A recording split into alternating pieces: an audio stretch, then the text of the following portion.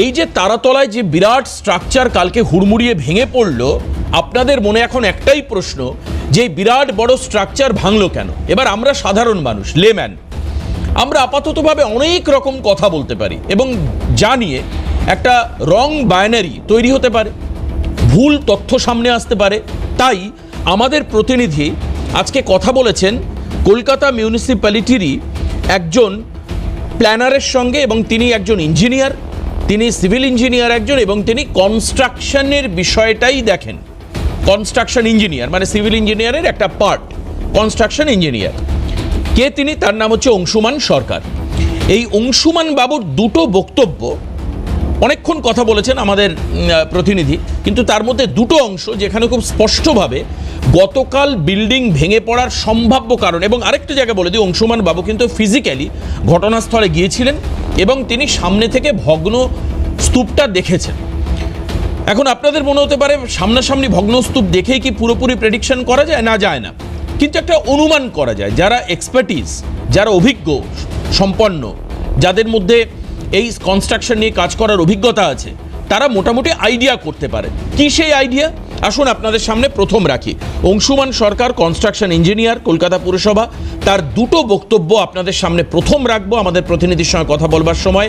গতকালকের বিল্ডিং ভেঙে পড়ার পেছনে সম্ভাব্য সর্ববৃহৎ ইম্পর্টেন্ট যে কারণগুলো বলছেন অংশুমান সরকার আমাদের ক্যামেরায়। আসুন শুনি একবার। দেখুন, এই যে ঘটনাটা, দুঃখজনক যে ঘটনাটা, এটা তো একটা কারণের জন্য হয়নি, এটা পুরো সিস্টেমটাই পলিউটেড হয়ে গেছে। কলকাতা কর্পোরেশনের নিয়মমাফিক এটাকে স্যাংশন দেওয়া হয়েছিল। স্যাংশন দেওয়ার পর কলকাতা কর্পোরেশনের বলুন বা আমাদের সিস্টেমের মধ্যে আমরা যারা স্ট্রাকচারাল ইঞ্জিনিয়ার, আর্কিটেক্ট আছে, আমাদেরও দায়িত্বের মধ্যেই বলুন, যেভাবে হোক এটা মনিটরিং হয়ে ওঠেনি। এবার তার মধ্যে একটা রাজনৈতিক প্রভাব এখানে রয়ে যাচ্ছে, যেখানে একটা মিডলম্যান চলে আসছে, সেই মিডলম্যান টোটাল সিস্টেমটাকে সে নিয়ন্ত্রণ করছে।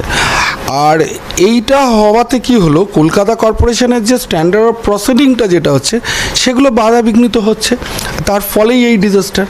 এবং এক্ষেত্রে মনিটরিং কোনো জায়গা, কোনো স্তর থেকে মনিটরিং হয়নি, কারণ একটা রাজনৈতিক প্রভাব এর মধ্যে আছে, যার ফলে এখানে কেউ যে স্ট্যান্ডার্ড অফ প্রসিডিং যেটা কলকাতা কর্পোরেশনের আছে যে দেখার, সেই দেখার জায়গাটা থাকে না। এটারও একই বিপর্যয়, সেম জিনিস গার্ডেন রিচের, সয়েল টেস্ট কিচ্ছু করা হয়নি। এবং এর যে স্ট্রাকচার, যেটা আমি যখন কালকে গিয়ে আমি দেখলাম, এবং যে ফাউন্ডেশন যে ডিজাইনটা যেটা হয়েছে, এইসব ক্ষেত্রে যে পরিমাণ লোড এখানে আসছে, আমি এটা কালকে একটা প্রিলিমিনারি একটা ডিজাইনও করছিলাম, তাতে এখানে পাইল ছাড়া এই স্ট্রাকচার দাঁড় করানোই সম্ভব নয়। সেখানে পাইল হয়েছে কিনা আমার খুব মানে আমার ধারণা নেই এটা, যে এটা এখানে পাইল করেছে না করেছে, কারণ পাইল ছাড়া এই বিল্ডিং দাঁড় করানো সম্ভব নয়। কেন, ওখানকার যারা মানুষজন আছেন, যারা কাজ করছিলেন, তাদের যে বক্তব্য যে বিল্ডিং শিয়ার করছিল, পড়ার আগে বিল্ডিংটা দুল ছিল, ঠিক আছে, এবং পরপর ঢালাই হচ্ছে। তাহলে এই যে সিমটমসগুলো, এটার বড় কারণ হলো যদি পাইল না থাকে বা ফাউন্ডেশন ফেল হচ্ছিল, মানে মাটি আস্তে আস্তে করে যে ধারণ ক্ষমতা মাটির তার চেয়ে বেশি লোড হয়ে গেছে, তার ফলে কি হচ্ছে, পুরো স্ট্রাকচারটা আস্তে আস্তে করে বসছিল, যেটাকে আমরা সয়েলের শিয়ার ফেল বলি, ঠিক আছে। এবার সেই পাইল না থাকায় নিতে পারিনি, কোনো কারণে একটা জায়গায় হয়তো মারাত্মক সেটেলমেন্ট হয়ে গেছে, হওয়ার ফলে যেটা হয়েছে, যে স্ট্রাকচারটা যে ডিজাইন করেছিল, যে কলম বা বিমগুলো, সেখানেও মানে সঠিক মেম্বারের যে কানেকশন বা ব্রেসিং, তো সেইখানে যে মেম্বারগুলো দেওয়া ছিল সেগুলো দেওয়া হয়নি। তার পুরো সিস্টেমটাই আপনার সয়েল ঠিক নেই, স্ট্রাকচারের ওপর মেম্বার ঠিক নেই। যদি সয়েল ঠিক থাকতো, স্ট্রাকচার মেম্বার যদি ভুলভাল থাকতো, জয়েন্টিং যদি ঠিক থাকতো, হেলে যেতে পারতো, কিন্তু বিল্ডিং এইভাবে কোলাপস করতো না।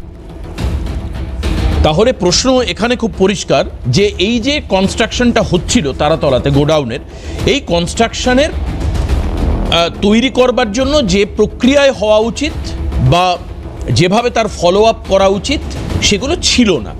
তাহলে এবার আপনি আমাকে বলতে পারেন যে তাহলে কি কাগজপত্র ছাড়াই কাজটা হচ্ছিল?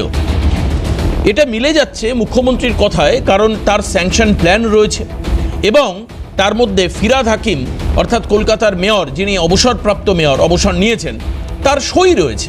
কি অদ্ভুত বিষয় দেখুন। এবং কলকাতার কেএমসির যারা ইঞ্জিনিয়ার, তাদেরও সই রয়েছে। অর্থাৎ কাগজপত্র আছে। কালকে আপনাদের মনে থাকবে শম্ভুনাথ বেহরাকে গ্রেপ্তারের পর এই কথা এসেছিল, উনি বলছেন ওনার তরফ থেকে যে কাগজপত্র সব আছে, প্ল্যান অনুযায়ী কাজ হচ্ছে, কিন্তু সেটা ফল্টি, সেটা ভুল, এর দায়িত্ব